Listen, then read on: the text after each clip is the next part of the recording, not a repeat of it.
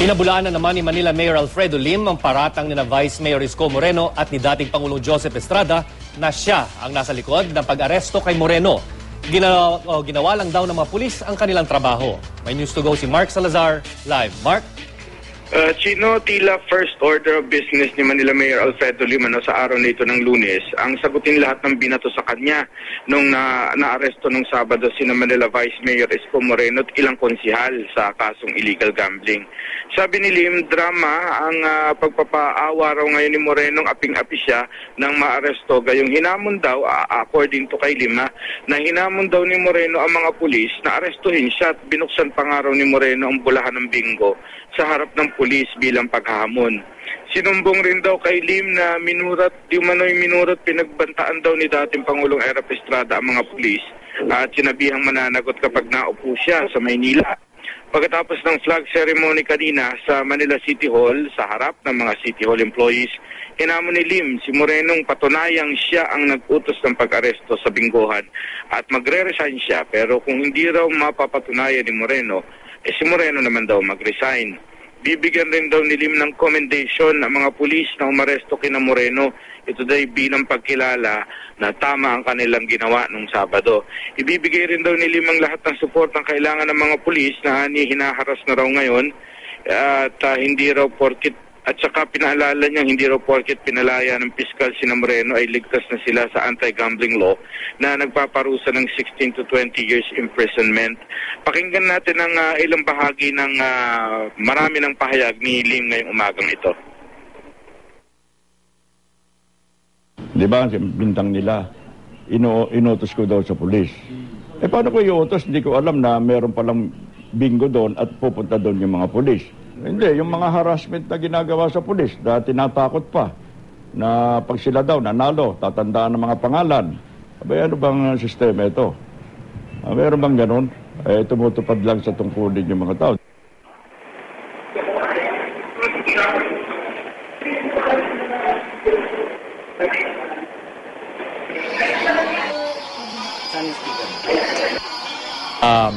Vice Mayor Isko Moreno, pwede mong linawin ng konti. Ano ba yung sinasabing harassment sa kanila? Hindi kasi di ba pinagbabantaan din yung mga arresting officer kasama yung kanilang head na si Colonel Layog na babatuhan, ibig sabihin sasampahan din daw ng kaso ng illegal arrest. At ayon kay Mayor Lim ay suportado niya kung ano man kailangan. Halimbawa ay legal assistance o ano man na kaya ibigay ng office of the mayor ay ibibigay daw niya para sa kanyang mga pulis na gumawa lamang naman ang trabaho nila.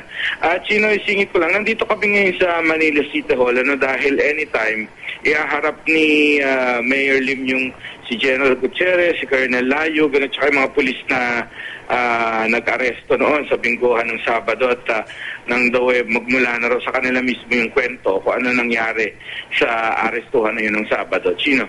Yes, Mark, sa isang panayam kanina dito, isang news item, may sinabi nga ni Vice Mayor Isko Moreno na parang pawang politika lamang daw itong nangyayari ngayon. No? Ano nga bang sagot ni Mayor Lim dito sa direktang pahayag ito ng magkabilang kampo? Ayaw daw namang, ayaw kilalanin ni Mayor Lim na yung nagulo kahapon, nagulo ng Sabado na bingguhan o arestuhang naganap na doon na yun ay kampanya. Hindi raw kinikilalang kampanya na ginawa yun ng grupo ni Moreno at ng mga konsihal, kundi pure gambling lang daw. Pero syempre, dahil nangyari nga daw yun, natural din at ina-expect niya raw na lahat ay sa kanya ibibintang na kesyo nga siya ang nag-utos at na pag-arestong yun. Pero yun ay dinideny ng gusto ni Lim at hinahamon niya pa nga si Isko na pagka hindi napatunayan yun. Pag napatunayan, magre-resign si Lim. Pag hindi, si Isko daw dapat ang mag-resign. Huling tanong na lang, Mark, ano ba yung mood dyan sa Manila City Hall ngayon? Parang nagbubunyi ba o parang medyo nababahala yung mga tao dyan?